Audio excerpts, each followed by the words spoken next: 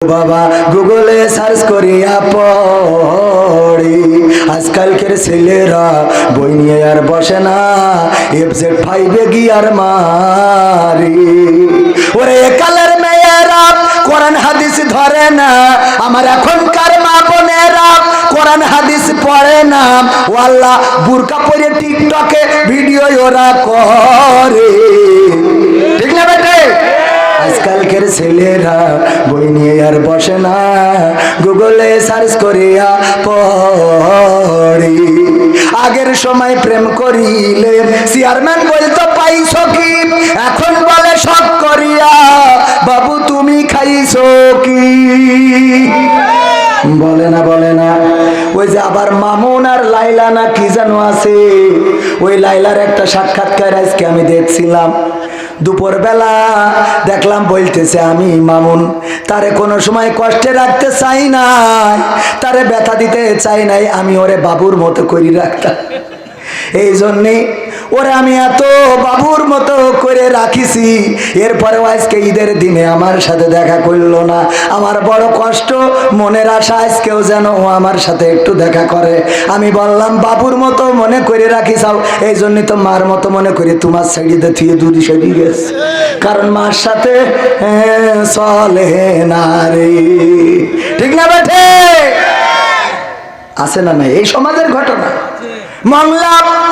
মংলাতে আজকের ঘটনা টেলিভিশন সময় টিভি নিউজ আর টিভি নিউজ যাদের চোখের সামনে পড়েছে তারা জানেন যাদের পড়ে নাই তারা খুঁজে নেবেন সার্চ দিবেন নারায়ণগঞ্জ থেকে সুবর্ণা আক্তার নামের একটা মেয়ে এসেছে মংলাতে তন্নি আক্তার নামের একটা মেয়েকে বিয়ে করেছে সুবর্ণা নামের মেয়ে বিয়ে করেছে তন্নি আক্তারের আর বিয়ে করেছে তাও কুরআন শরীফ শপথ করি বলেন সহ্য না করি পারা যায় হ্যাঁ বিসমিল্লাহি আল্লাহু আকবার বলে শুয়োর জবাই করেছে হালাল হবে নাকি হালাল হবে ইমাম সাহেবকে দিয়ে কুত্তা জবাই করেছে হালাল হবে কুরআন শপথ করি সাংবাদিকরা বলতেছে কেন তুমি এসেছো আমার ওয়াইফকে নিতে এসেছি আমার বাড়ি নারায়ণগঞ্জ কি করে তোমার ওয়াইফ আমরা বিয়ে করেছি কি করে বিয়ে করেছো আমরা কোরআন শপথ করে বিয়ে করেছি নাউজুবিল্লাহি মিন জালিক বলার মতো মানুষ খুঁজে পেলাম না নাউজুবিল্লাহ বলবেন না মেয়ে মেয়ে বিয়ে ছেলে ছেলে বিয়ে এটা পশ্চিমা অন্তত কালচার এই কুসংস্কার বাংলাদেশেও ছড়িয়ে দিতে চায় আর এই বাংলাদেশে আজকের ঘটনা এমন ঘটে গেল এই অনলাইনে টিকটক করতে করতে তাদের সম্পর্ক হয়েছে তারপরে তারা এই কাজগুলো করেছে এদেরকে জনপ্রকাশ্যে মাজা পর্যন্ত গেড়ে দিয়ে পাথর মারা দরকার বলেন ঠিক না বেঠি কারণ এরা সমাজটাকে নষ্ট করে দিচ্ছে সমাজটাকে ধ্বংস করে দিচ্ছে ও আমার ভাইয়েরা এদের বিরুদ্ধে কথা বলা দরকার সোচ্চার হওয়া দরকার আমার প্রশাসনের ভাইদেরকে ঈদের দিন থেকেই মাহফিল করে বেড়াচ্ছি ঈদের দিন থেকে শুরু করে আজ পর্যন্ত আমার প্রশাসনের ভাইদের প্রতি আমার কোনো অভিযোগ নেই কিন্তু এতটুকু দাবি আপনারা মোড়ে মোড়ে দেখি সব সময় থাকেন আর আমাদের ধরে জিজ্ঞেস করেন মাহফিলি ওই চাঁপাইনবাবগঞ্জ থেকে ফোন দিয়েছে হুজুর আপনার সাথে একটু প্রশাসনের ভাইয়েরা কথা বলবে এমনকি কেশবপুর থেকেও ফোন দিয়েছিল এই মাহফিলকে কেন্দ্র করে প্রশাসন থেকে আপনার নাম কি কবির বিন সামাদ বাবার নাম কি আব্দুস সামাদ মার নাম কি রোকিয়া খাতুন বাড়ি কনে নবগ্রাম ইউনিয়ন কি এইডা থানা কি এইডা জন্মগ্রহণ কবে অমুক দিন দাদার নাম কি ছিল অমুক দলে কি করেন আওয়ামী লীগ তারপরে আগামীতে কি করবেন জামাত ইসলাম এরপরে কি করবেন জানি নে সব বলা লাগলো বলে তারপরে রায় হলো আর ওই যে ট্রাকের উপরে ডিজে কুপাকুপি করে ওগের থামাইনোর মতো আল্লাহর ওলি খুঁজে পাওয়া যায় না ঠিক না বেটা ওইগুলো থামাবে কারা আমরা তো এখানে কুপাকুপি করার জন্য আসি না আমরা এখানে ডিজে বাজাতে আসি না আমরা কোরআনের কথা বলার জন্য আসি মানুষকে হেদায়েতের জন্য আসি আর এত কিছুর জন্য এত কিছু বলা লাগে শুধু তাই না আবার আমাদের মাঝে মাঝে ধরে কারণে অকারণে হেনস্তা এমন আছে না নাই আর বড় বড় রাঘব বোয়ালগুলো ওই যে আমি উদাহরণ দিতে যেয়ে বলি মিস্টার বল্টু ওই যে বেনাপোল বর্ডারে বাড়ি ও সাইকেলে করে বালু নিয়ে আসছে কি বালু নিয়ে আসছে কয় এই তোর সাইকেলে কি স্যার বালু স্যার কয় বালু তুমি বর্ডার থেকে বালু পাচার করতে চাও তুমি নিশ্চয়ই কিছু আছে, চেক করব। করেন চেক, চেক করে দেখে না সত্যি বালু ছেড়ে দেছে। দ্বিতীয় আবার একদিন দেখে সাইকেলে করে, আবার কি স্যার বালু স্যার, কয় প্রতিদিন বালু, আগের দিনও বালু আজকেও বালু না, নিশ্চয়ই কিছু আছে, চেক করবো। চেক করে দেখে বালু ছেড়ে দিয়েছে। তৃতীয় দিন আবার সাইকেলে করে নিয়ে আসছে, এই সাইকেলে করে কি পাচার করিস? স্যার বালু স্যার, তুমি সাইকেলে করে বালু পাচার করো, বিশ্বাস হয় না, এই বালুর মধ্যে নিশ্চয়ই কিছু আছে, এটা পরীক্ষা করার জন্য ঢাকায় পাঠাবো, সেখানে ফরেনসিক বিভাগ চিকিৎসা তারা চেক করবে, করার পরে গবেষণা করে জানাবে এই বালুর মধ্যে কি আছে। ওই বালু চেক করে জানাইলো যে স্যার নিছক বালু, এর মধ্যে আর কিছু নাই। হঠাৎ করে আপনাদের এই কি বাজার জানো এই জায়গার নাম? হ্যাঁ, কলাগাছি বাজার। কলাগাছি বাজারে আমার সেই বল্টুর সাথে প্রশাসনের ভাইয়ের দেখা।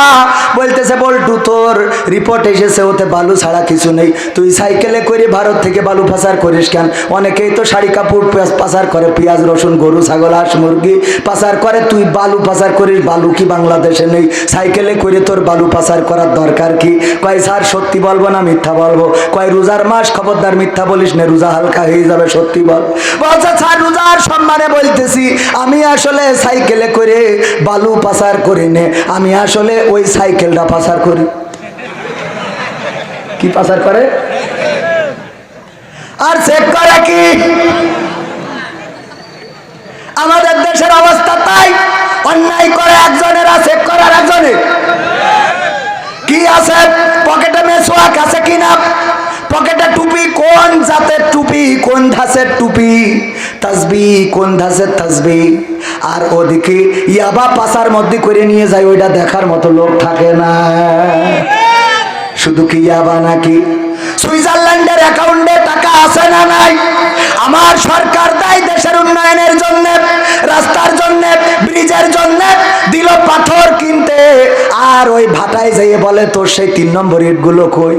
কয় 3 নম্বর ইট তো বিক্রি হয়ে গেছে, 4 নম্বরটা আছে। কয় আল্লাহর মুখ তুলি তাকাইস? কয় আল্লাহ দেখো, যদি দেখো ছাই উড়াইয়ে দেখিতে পারো, তাই মিলিতে পারে মনি মুক্তা সোনা। ওগো আমার ভাইয়েরা, এই প্রবাদ যে বলেছে সত্যি বলেছে, তোর ওই 4 নম্বর ইটগুলো ওই রাস্তায় মেরে দিবি, ওখানে ওই রাস্তায় তোর এই ইটগুলো আল্লাহ কবুল করে নিয়েছে। আছে না ভাই? ও আমার ভাইয়েরা, সরকারের কোনো দোষ নাই, সরকার দেশের জন্য কাজ করছে, দিন রাত পরিশ্রম করছে, 24 ঘন্টা দিনের মধ্যে অল্প কয়েক ঘন্টা ঘুমায়, আর বাকি সময় দেশের জন্য ব্যয় করে। আর আমার দেশের টাকাগুলো সুইস ব্যাংকে রাখে, ছেলে পড়ায় আমেরিকায়, মেয়ে পড়ায় লন্ডনে, আর পিকনিক করার জন্য যায় থাইল্যান্ডে। একটু পেটের মধ্যে যদি ব্যথা করে, গ্যাস যদি বেড়ে যায়, রেনিটিট খায় না, চলে যায় সিঙ্গাপুরে। আর আপনার কি করে, ওই যে সব কিছু বাইরে দিয়ে হয়, আর আমাদের রোজার মাসে এসে বলে তোমরা দয়া করে খেজুর খেও না, বড়ই খাবা। কি খাবা? বড়ই। কেন? এত অভাব তো বাংলাদেশে হয় নাই। যেই দেশে টানেল হয়, যেই দেশে পদ্মা সেতু হয়, যেই দেশে ওভারব্রিজ হয়, যেই দেশে ফ্লাইওভার হয়, যেই দেশে এক্সপ্রেসওয়ে হয়, যেই দেশে টানেল হয়, যেই দেশে বিদ্যুৎ 24 ঘন্টার মধ্যে 28 ঘন্টা পাওয়া যায়, সেই দেশে এত অভাব কি করে লেগে গেল যে আমাদের খেজুর বাদ দিয়ে থুয়ে কুল খাতি হবে? কথা কয় না, ঠিক না বেঠে? আমি বলেছি বড়ই শুধু, আগে তো ইফতারের সময় খাতাম, এখন ইফতার না, সেহরির সময়ও খাবো, প্রয়োজনে রোজার মাসে দুপুরেও খাবো। ও না, রোজার মাসে তো দুপুরে খাওয়া যাবে। এটা একটা কথা বললাম আর কি, কথার কথা। যাই হোক, মাহফিলটা শুরু করা যায়। প্রথম বার্ষিকী 2 দিন ব্যাপী ঐতিহাসিক তাফসীরুল কোরআন মাহফিলের দ্বিতীয়তম তথা শেষ দিনের সভাপতি